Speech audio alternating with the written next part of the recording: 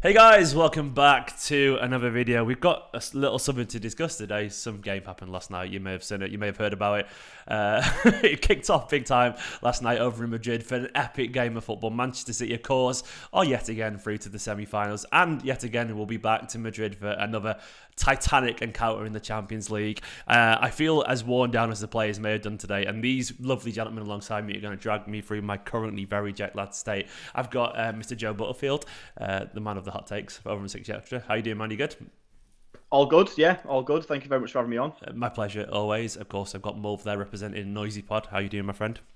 Brilliant. Thanks for having me, mate. Good to see the lads. It's good to see the lads always, and of course, making up the I don't see trio. What's the other way? Quadruple. What's the after Formidables. The Formidables. Wait, that'll do. Andrew Detmer with the timely interjection. Andrew, how you doing? You all right? Good. I'm doing my best Howard Hawken impression as someone decided to start mowing next door right as we went live. So it's real nice. I would love it. As long as it's not a leaf blower, that's all. I think that's the rules. No, he doesn't like leaf blowers. Gentlemen, Manchester City were pretty good last night. In a very different kind of way. Like, not the City that we've come to I guess expect. Not necessarily the bad thing. Of course, it was a game with a few headlines from. I'll go around clockwise. Joe, what was your initial take from that game? Where were you at full time last night? It was a lot of, obviously the last sort of 10-15 minutes was just pure comedy from a City point of view. Because I'd actually felt through the second half that Atletico Madrid, it felt at about 65-70 minutes, I kind of felt like a goal from Atletico felt very inevitable at that point. Just because they were all over us. We weren't keeping hold of the ball very well at all, and it kind of felt like every time we got the ball in defence, which was basically most of the time we were getting the ball back, we were struggling to then keep it and go anywhere forward with it. So I kind of had convinced myself by that point that we were going to somehow concede and just like throw it away, and then yeah, like Atletico Madrid just. And we'll get into it soon, I'm sure. But yeah, they just shot themselves in the foot entirely with sort of their behaviour from like 85 minutes onwards. And then from that point on, yeah, it was just. I should have been buzzing about the fact that we'd won, but honestly, I was too busy enjoying the fact that Atletico had just gone into complete meltdown for the last quarter of an hour that it kind of overshadowed the fact that we'd won the game for a little bit. But yeah, no, it was just pure relief after that second half as on the whole. But yeah, just the entertainment that's come from it in the last. The last sort of 12 hours little has been faith, mental. Joe. Oh, ye of little faith. Never in doubt, man. Never in doubt. And to be honest, that's genuinely how I felt. I was a little bit nervous, of course, but I was confident.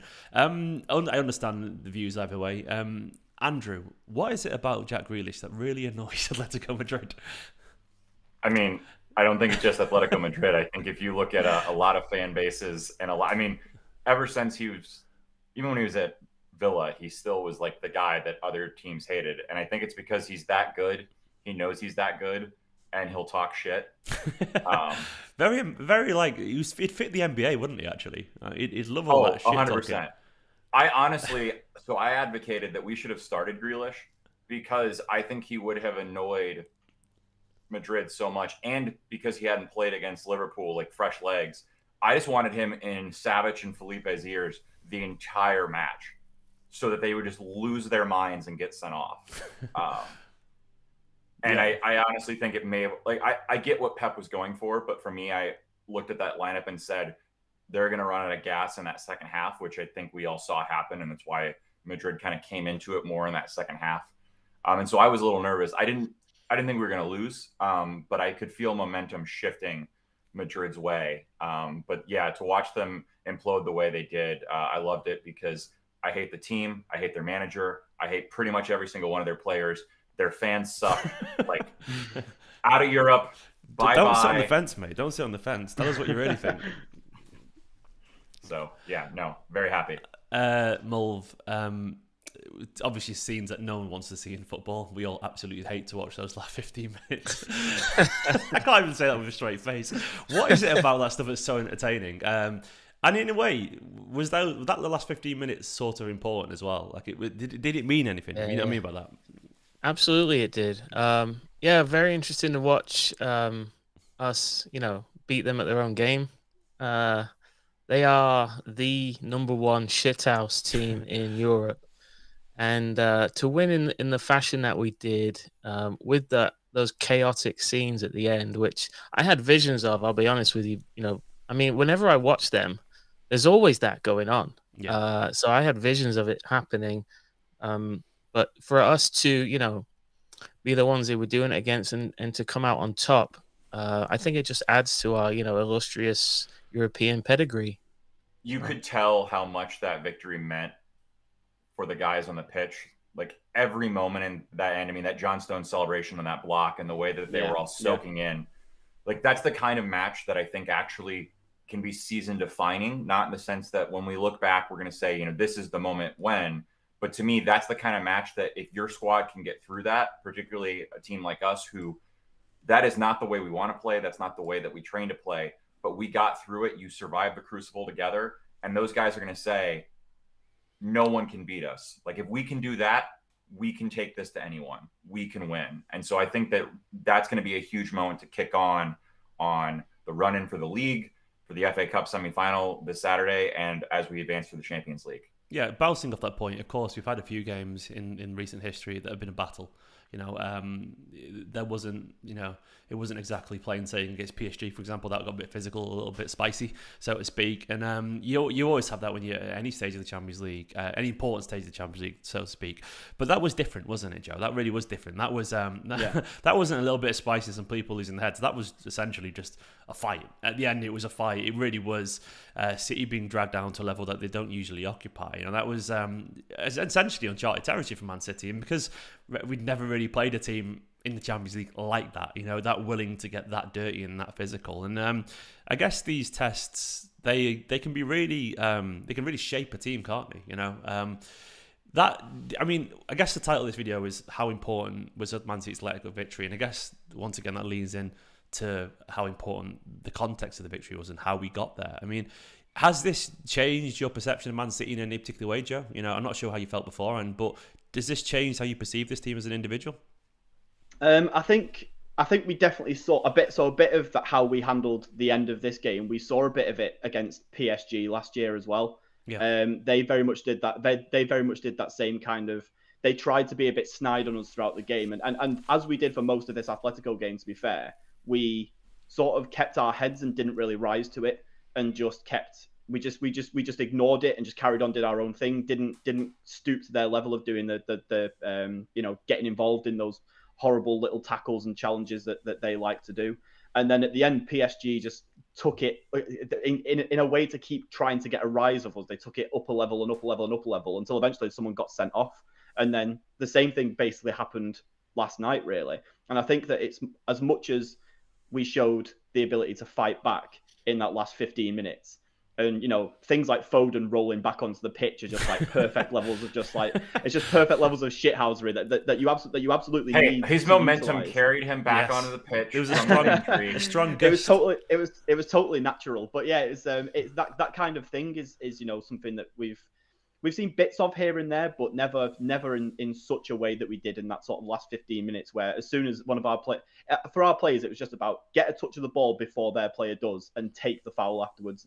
And that was, Atletico have shown that as much as they're masters of doing that to other people, they clearly don't like it when other teams do it to them and they're chasing the game. Yeah. So, I think as much as there was the fight at the end that we showed, I think the fact that for 75, 80 minutes, we showed the maturity to just not rise to it in before that is, this team can sort of mix it both ways, really, which is quite good to see. And especially when, Real Madrid in the next round are certainly, they're a team that are going to utilize the same kind of dark arts, so to speak. So yeah, it's good to know that we can mix it if we have to. You've raised a good point there, actually, in terms of it's all very well getting to fight in that, but you have the maturity initially not to rise to it. And the only time City ever did was when it would get to them. It was almost like we planned our response, and the timing of it was when it was necessary. We weren't doing that from the very first minute. We weren't, doing the dark arts, so to speak. It was very much. We could have, because Felipe going through the back of Foden could have very easily been like City players could have surrounded him immediately. That could have been almost a kick off there and then. But they just thought, no, let's leave it for now. Let's just keep our heads. And then, Felipe's got a yellow card soon after that. And then they know then the last 10, 15 minutes, all it takes is for one of these players who's on a booking, and there were quite a few by that point, to just lose their head and lo and behold, they're down to 10 men, and it's it is wild to me that VAR did not even take a look at that photo, because since there wasn't a card, they would have been able to. If he had carded Felipe, then they can't like say, oh, is it a red, or unless it had been a red.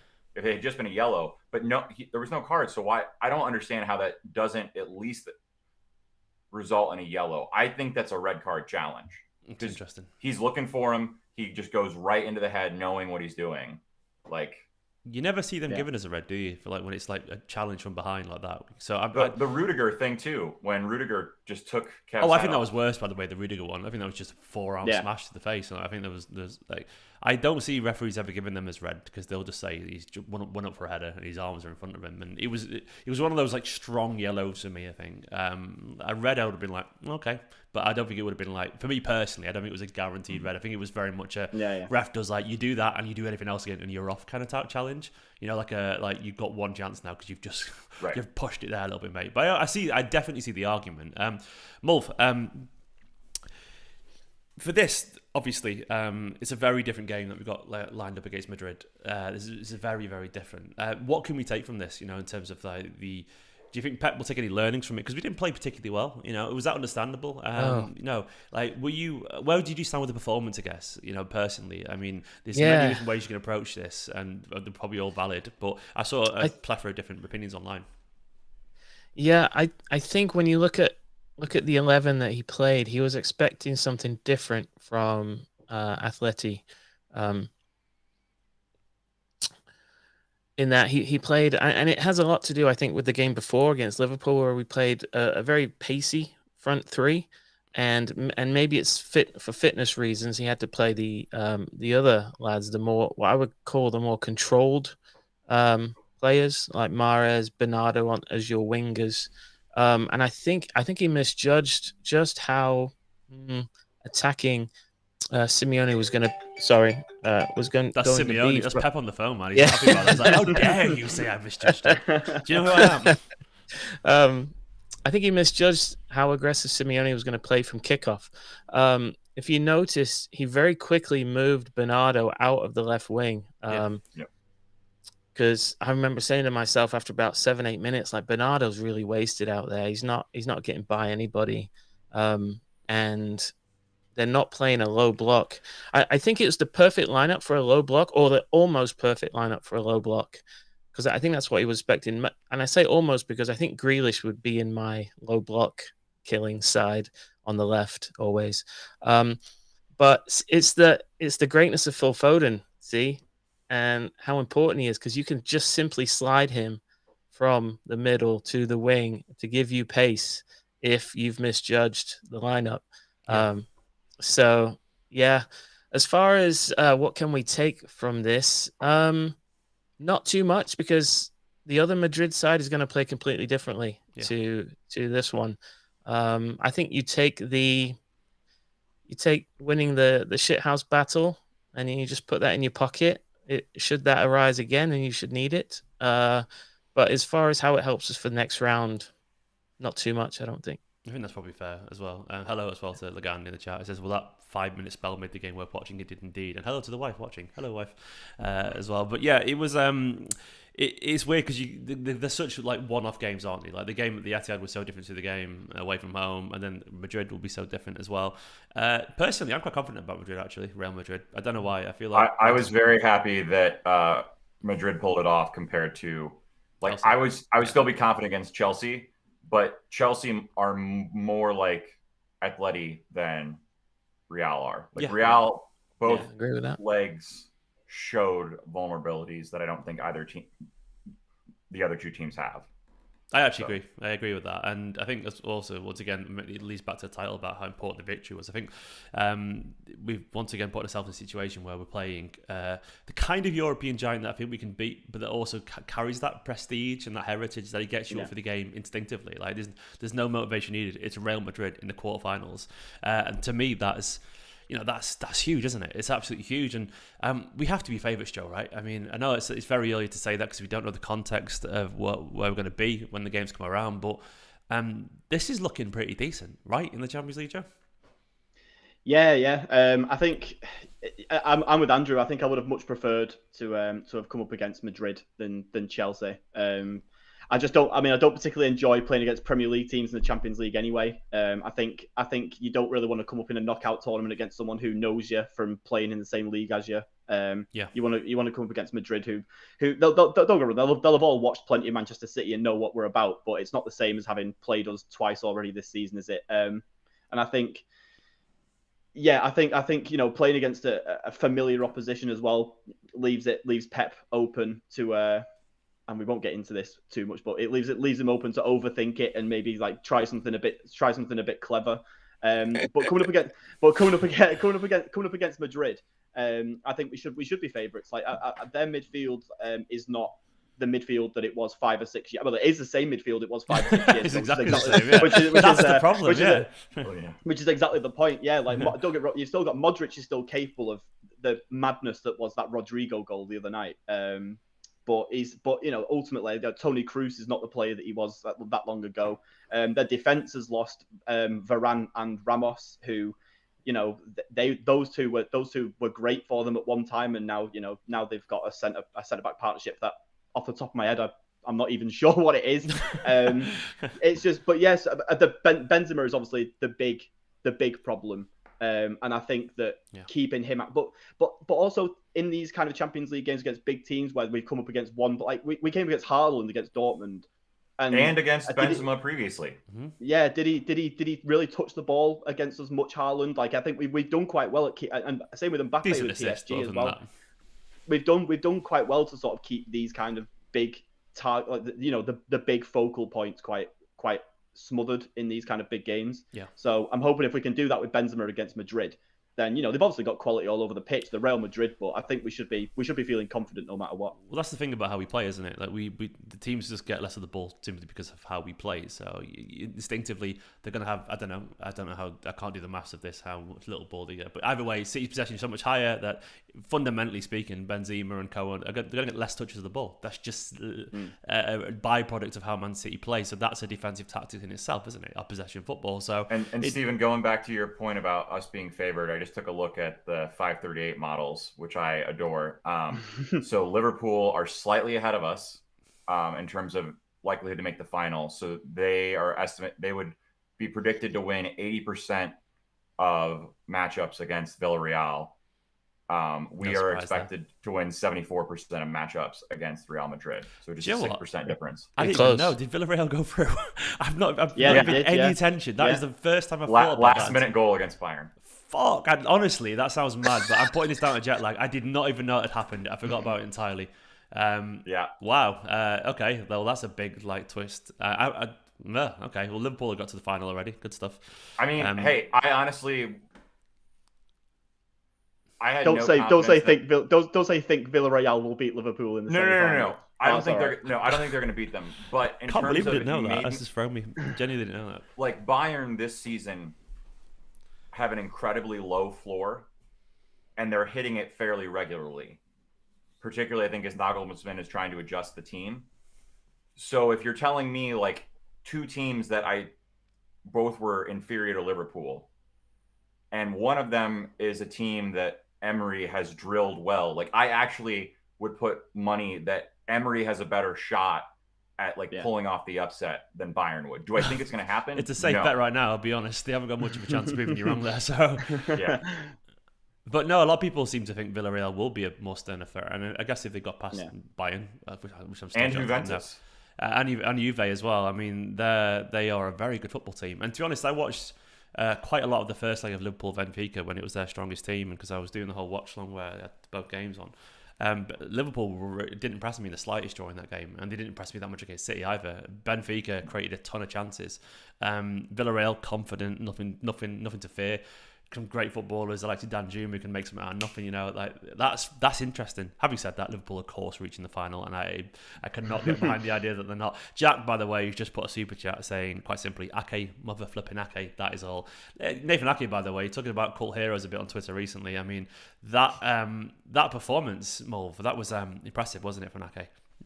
Yeah. He was massive when he came on. It's particularly that the one don't know how to describe it exactly, but he just sort of intercepted and kicked it away in the box. You remember that one? They were clean through. When he did that interception and that kick. Yeah.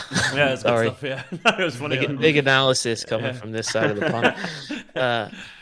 Yeah, no, that was massive. Yeah, just really, really looks like he's really part of the squad now, where he was a distant, I think, fourth choice centre back. That's now, a good way of putting it, by the way. He feels like he's part of it now, involved. Yeah, you don't flinch when you see him in the 11 anymore, or when he comes on. Oh yeah, a bit of steel, bit of he's pacey as well.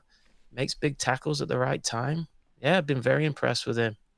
I've always maintained, I've maintained for quite a while that the reason why I block people, because last season he didn't look brilliant for us, but I've always maintained that that's largely because he was next to a certain left back who was never going to provide any sort of defensive cover for him, and that just made his job. He was doing the job of two men every time he was put in that position, because most of his games came in either the cups or those sort of dead rubber games at the end of the season where Pep just rotated everybody out for the Champions League. I'm really glad that this season he's actually getting, he's getting put in big games, and he's getting, a bit of a decent run in this last couple of months, and people are finally sort of, accepting that maybe it's not Ake that's the problem. Maybe it's actually Ake is a very good footballer, which he is, and he's deceptively good in the air as well for someone who is probably the shortest centre back at the club. I think he's actually, very good at that side of things. So yeah, I'm really glad to see Ake doing really well. I've always had a soft spot for him.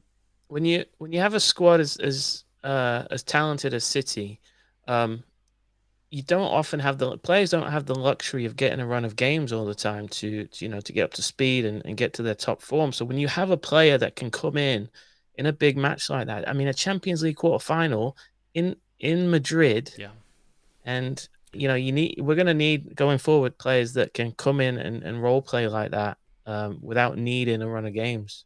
And the thing is, and he's also just been from the beginning. I think I get the point about saying he now feels like he's part of the squad, but I mean, 3 weeks into his transfer, he got votes for captaincy at City. And if you look back on his time when he was on loan at Watford, when he was still a Chelsea youth player, Troy Deeney wrote a letter unprompted to Chelsea where he said, Nathan Ake is one of the most professional young men I have ever had the privilege of working with. This guy is going to be an elite footballer. Give him a chance. That's what I was about to say. We're so lucky to have a player who's essentially fourth choice, be that senior and that calm and that much of a leader. You just don't usually get players who are backups with that level of professionalism and commitment. And I guess that focus instinctively lends them to the biggest occasion because they are unflappable. They're the people that people look to, and he's usually on the bench. I mean, there's a power to that that's just so useful. And football has this way of elevating these essentially.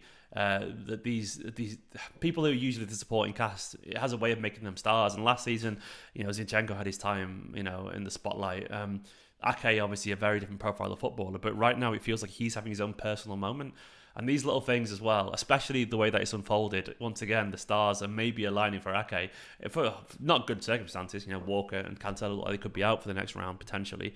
But when you see a player coming into form in Ake who's had some big results, and you think, is this just is it going his way? Is there a little story here? Is he going to have a mammoth performance, away at the Bernabeu and write himself potentially, not into folklore so to speak, but definitely make himself a little bit of a story there? Because football does that. It does that, and it does that for players who deserve it. And Nathan Ake clearly does deserve that, and he deserves it for his patience and once again his own talent and his likability. So I'm buzzy for him.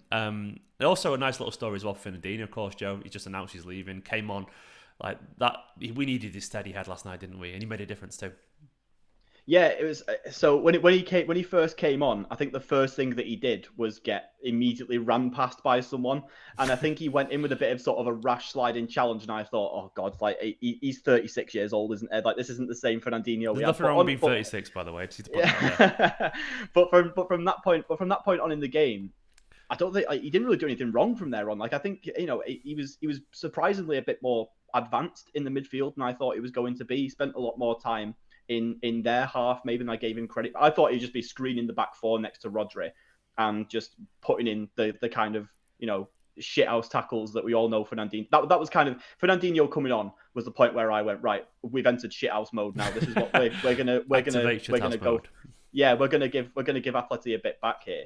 But yeah, he came on and sort of he did quite a bit around their penalty area as well, I thought. But I think there was one challenge in particular where the ball was given away, and he sprinted back and made like a perfect sliding challenge, like in their half, to get the ball immediately back to us, and we were straight back on the attack again. And yeah, even if if his cameos are only going to be sort of these 15-20 minute spells at the end of games between now and the end of the season, then fine. Like if he's got a job that needs to be done, I suspect he might start in the FA Cup on Sunday, because I imagine we might use that to rotate quite a lot of our big players. I don't know how seriously Pep's going to take it. You might be right, actually. We'll see. Yeah, but yeah. So I mean, we have to do some rotation, because Pep and that the thing that's annoying to me is I think that he could have rotated for this leg more and probably had a team that was better set up to deal with what the game ended up being like. What would you have done? And then, so I would have played Grealish. I would have. So sorry, just on Grealish before you go on. Do you think that maybe sort of, because we saw at the end that he got into a bit of he got into the scrap despite not even being on the pitch. Do you think that maybe Grealish, like, if he'd have started, his head might have gone like a lot sooner than anybody else's? He doesn't seem like to be ruffled though, Grealish. He just smiles. He got punched in the back of the head by a Birmingham fan, and then went on to score the goal that got Villa. That's true. That's very true. Like he's not going to get into that stuff, but what he is going to do is make the other people lose their minds. I agree with that. He's gonna flip his hair around. He's gonna like dance on the ball. Like to me, that's why. So you start him to get that. I probably would have played Bernardo, Gundogan, Rodri as the midfield without De Bruyne, because he was on a yellow. My front three would have been Mahrez, Foden, Sterling. Not Grealish.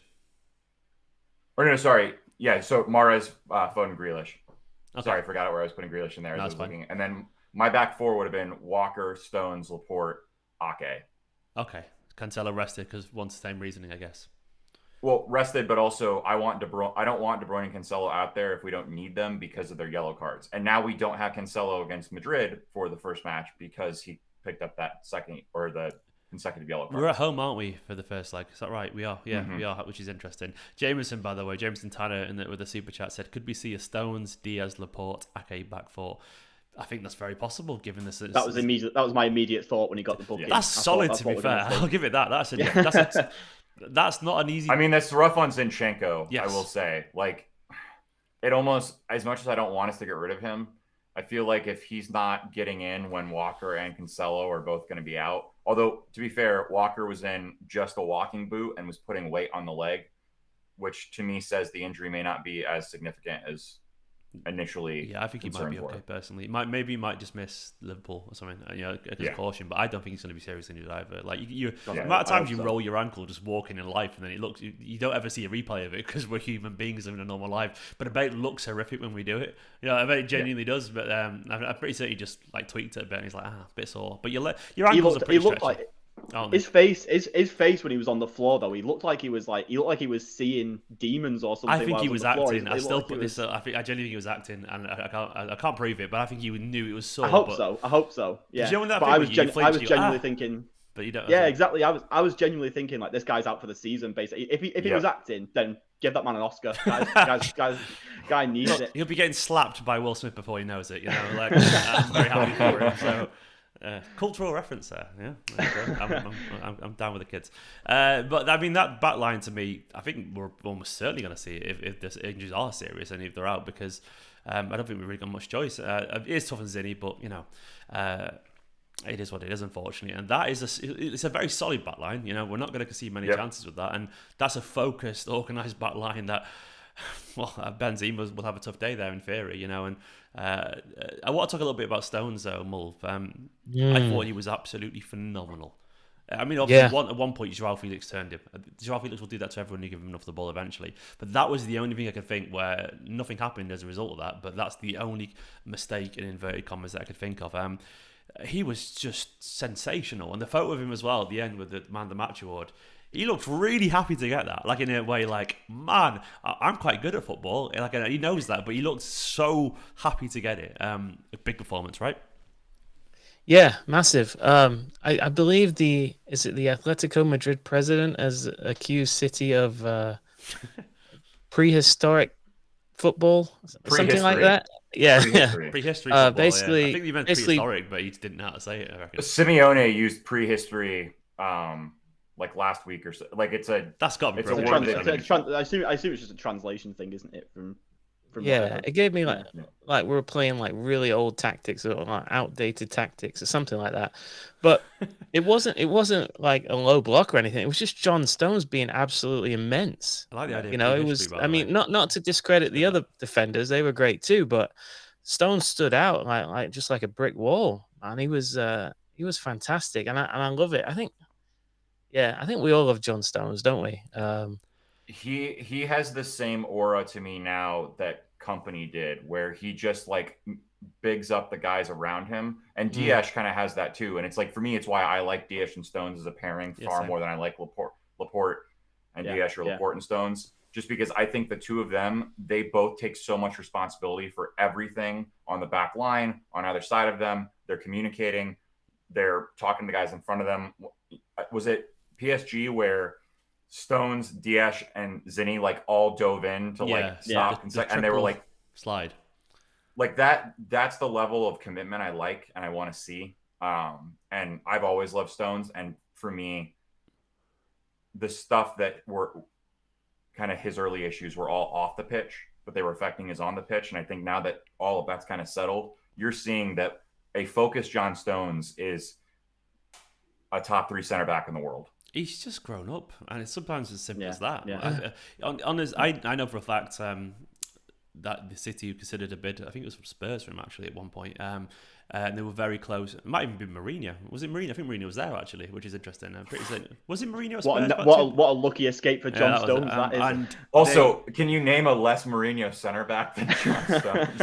Yeah, it's like, which is weird, but was Mourinho at Spurs like 2 years ago? He wasn't he? I think he was Mourinho, and it was very close apparently, because he was fifth choice. If you forget, he was literally behind Garcia, Fernandinho, Otamendi, and Laporte. Which seems crazy, but he was, and the way he's turned his career around, I think, is remarkable. I think he realised actually he was that close, not wasting as such, because I don't think he did anything particularly wrong, but maybe being shunted out of a potential life-changing, scenario. And someone's just pointed out Mourinho watched Stones before he got sacked at Chelsea. He did, yeah. Mourinho's always been a fan of Stones, which is interesting. And to be fair, it's a big praise. Mourinho obviously knows a two thing about a defender, and he's managed some of the best defenders of all time.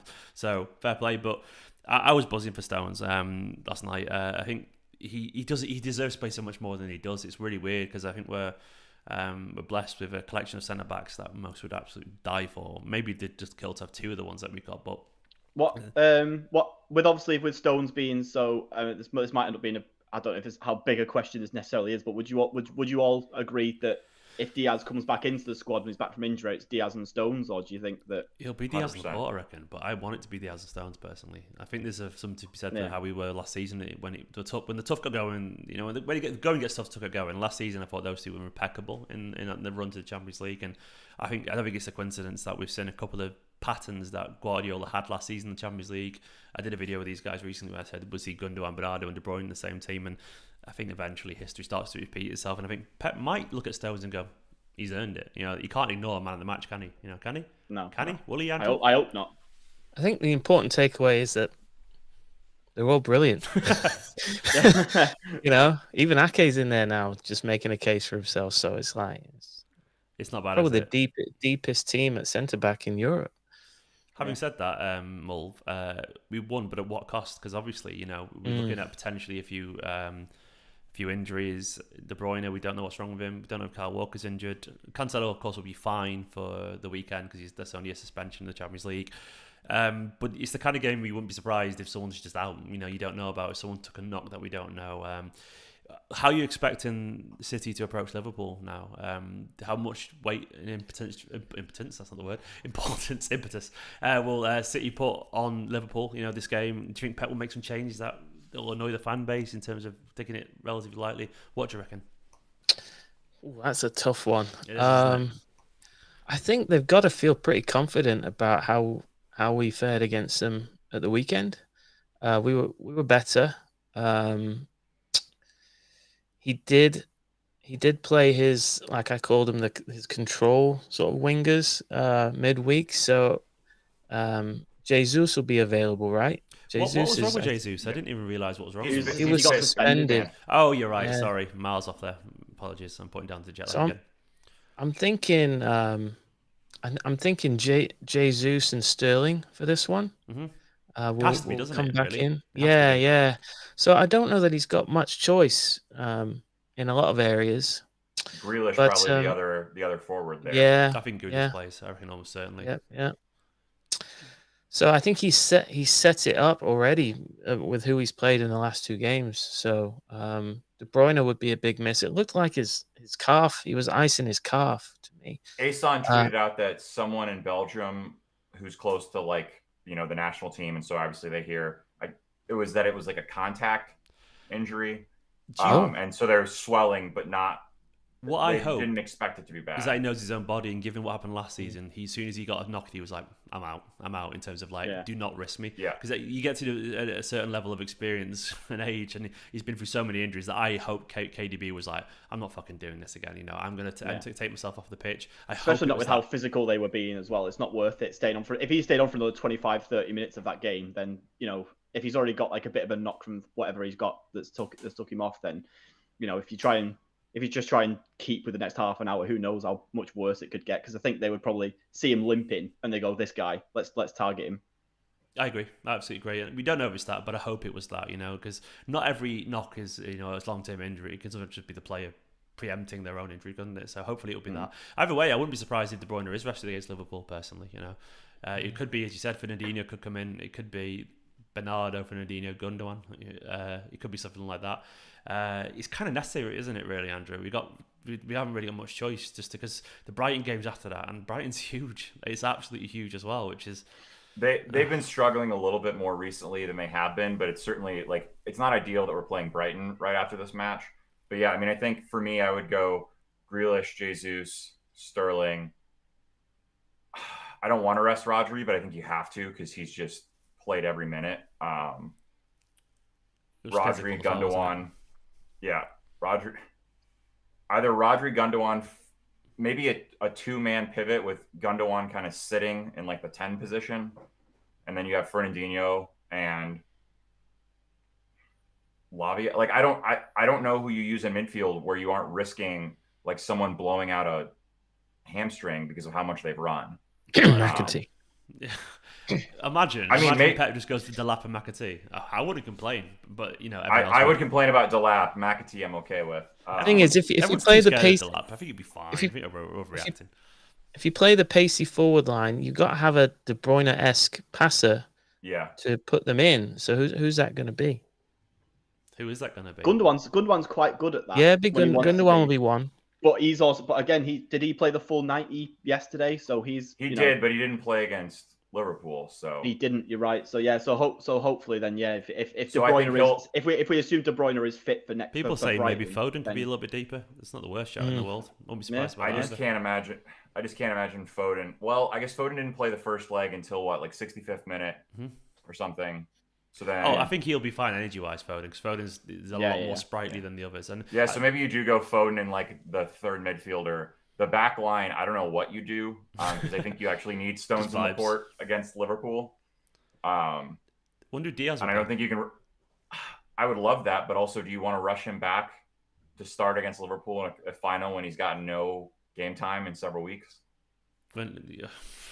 Then Brighton's a big game as well for him, to be fair. So it's one of those things where... Yeah, well, but I'm saying you could bring Diaz on for the last 30 to 45 of Liverpool, although maybe that's a terrible idea because that's not a game you want to get up to speed in. Exactly, yeah. Hopefully Walker's good to go because if he's not, Cancelo's playing again on the right and then Ake probably on the left. But if Walker's... But to me, that scares me about Cancelo's legs because he's played literally every minute. Yeah, it's a tough one, isn't it? As a slight aside, I thought I was a little bit disappointed with quite a few of our attackers last night. I thought Morris, by the way, was a little bit just really off. He really frustrated last night. I think his form actually dipped in the last couple of weeks, personally. Yep. And I'm not sure if anyone else has noticed that, but it's fine. He deserves that thing. But I think he was just a bit greedy, and like it felt like Morris a couple of years ago. And I don't know what happened there, and I don't know if it's just tiredness, and when you're tired, you start to you lose focus a little bit or something like It that. looked like all of those guys by the 35th, 40th minute, like you could see we were starting to have tired legs, and when you have tired legs, your passing's not as crisp. Tired your minds, maybe. touch is Yeah. yeah. I think it took some time for both wingers, whoever, and then Foden eventually to come to terms with the fact that they were giving him space in behind. Mm-hmm. I I thought think Foden was off it a bit as well, but then I think there could be an Yeah. injury because there's a few times where Foden looked a bit slow, which is never what Foden looks like. A couple of times where it might have been Llorente who was chasing, he's got a decent pace, but Foden is fast and he was caught quite easily. I wonder if he was just a bit cautious, because of his head, and also in wearing essentially something on your head, it'll change your perception a little bit. It might be a bit weird, but he was still fine. To round off this video, guys, I guess I want to just go back to the title of the question. I'm going to ask you individually how you feel about it. And Joe, I'll start with you, man. Like, just how important was last night for Man City? And what does it mean for you as a fan? I think it's just huge. I think you've tweeted out earlier today and yesterday as well about the sort of City's pedigree in Champions League now, and how we're sort of developing this. It's getting there. Don't you smile at it more? It is happening. We're getting more consistency to more consistently to the latter stages of the Champions League. Like whereas we've gone from in the last decade from getting out of the group being like a big achievement. Now we've had 2 semi-finals in a row and pretty much getting to the quarterfinals most times before that, as long as Pep's been here. Getting that again, and especially when you come up against a team like Atleti, who I think a lot of us would have looked at the teams we could have played against in this when this draw came out, and probably looked at Atleti and been like, that's the team that we really don't want to play against. People said that was going to be easy, by the way. What the fuck were they smoking? I'm sorry, this idea that it was going to be easy. Like, of course Atleti were going to go private Atleti against us. I think the perception had probably been changed by the fact that they didn't look brilliant against a very shit Manchester United, which probably made everyone go, oh well, they'll be easy then. But obviously the way they play football is just like so. It's what people do to us in the Premier League basically, except they're a Balenciaga Burnley.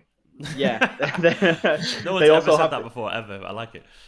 They also have the they've got the extra layer of the dark arts and the shithousery that comes with that. So that it was a very difficult tie for us to get, and the fact that we've come through it and got through it in the way we did, where we weren't great, we weren't good for that second leg. We didn't look like a very good team for most of that game. We defended well, but as I said before, I'd started to feel in the second half that maybe, despite how well we defended, that maybe they were going to get a chance. That chance that fell to, was it Rodrigo who it fell to at the end? Yeah, I was just expecting something like that to happen, where it goes in and we're looking at extra time all over again. So for us to have got through that, and then for us to have shithoused Atletico at their own game in the last 10-15 minutes as well, it's just it's just the best way we could have gone through. And to come up against a team like Madrid in the semi-final, where they're the teams you've got to beat in the Champions League. So bring it on. I'll take that route to the final rather than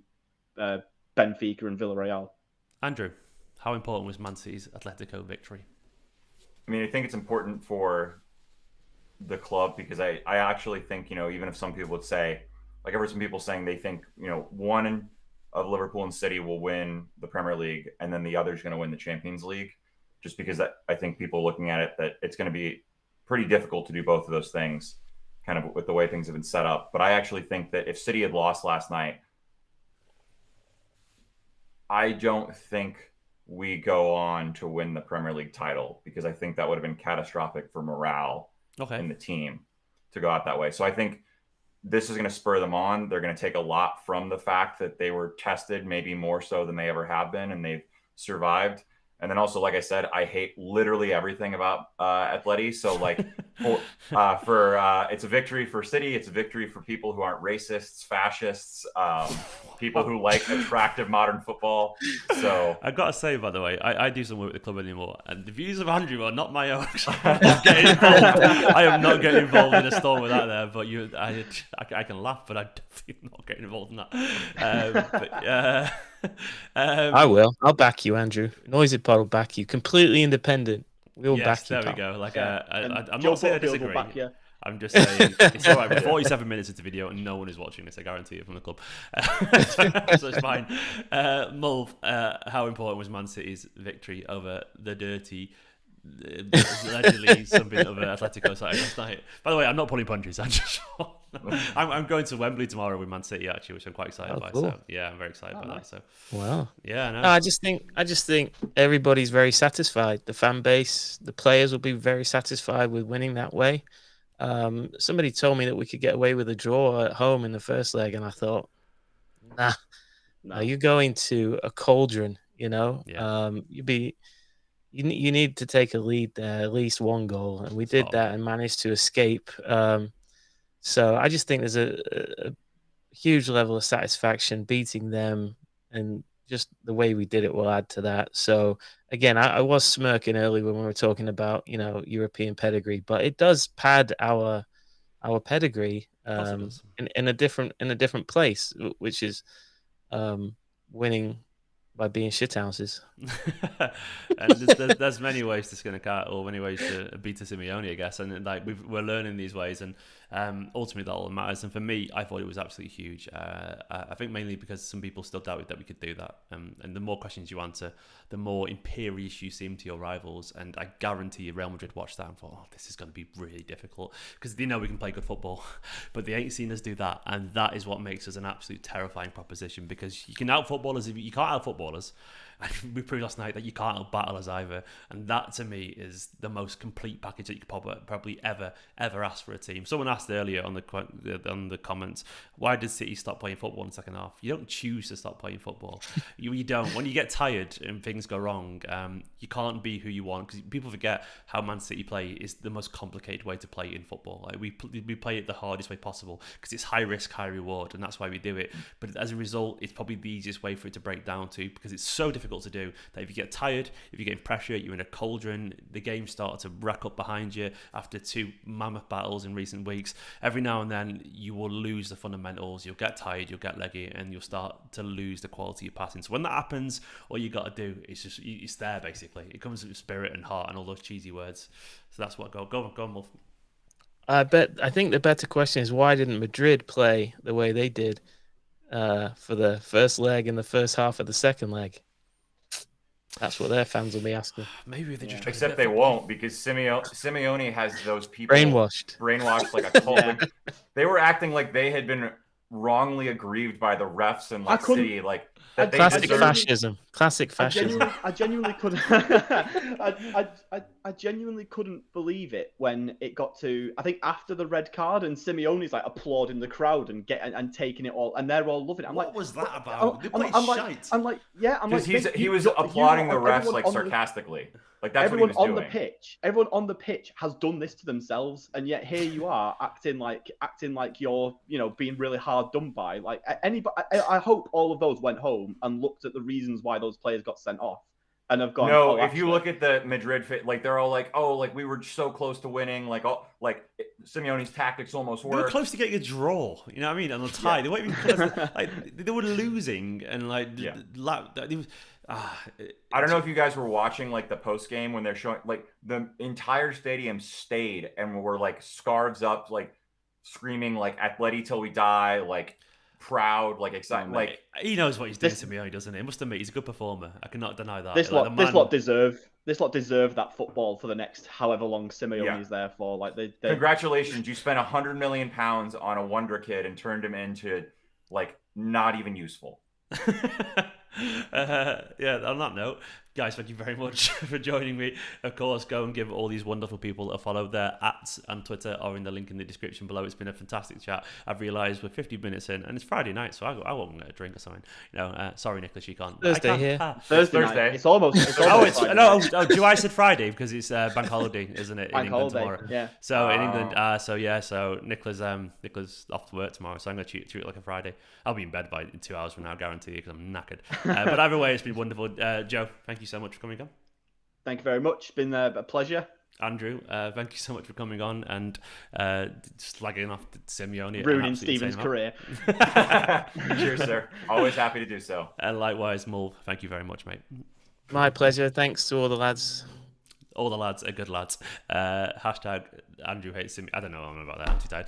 Go there, give all the guys a follow. They're all wonderful people, and we'll see you next time. Of course, I did my 5 things learned video this morning when I had significantly more energy. And I think it was a good one, actually, if I don't say so myself. So go and check that out, of course. Check out all these guys with the social links in the description below. Check out, of course, Joe's wonderful articles over on City Extra, Andrew's musings over on the Main Road Ramble, and Mulv, of course, on the Noisy Pod. Wonderful people, wonderful guests, wonderful birds. For now, though, have a wonderful evening. If it's Friday for you, kind of enjoy it. If not, if it's Thursday, you got work tomorrow. In a bit, bye-bye. And I'll see you all very, very soon for another video. Thank you very much.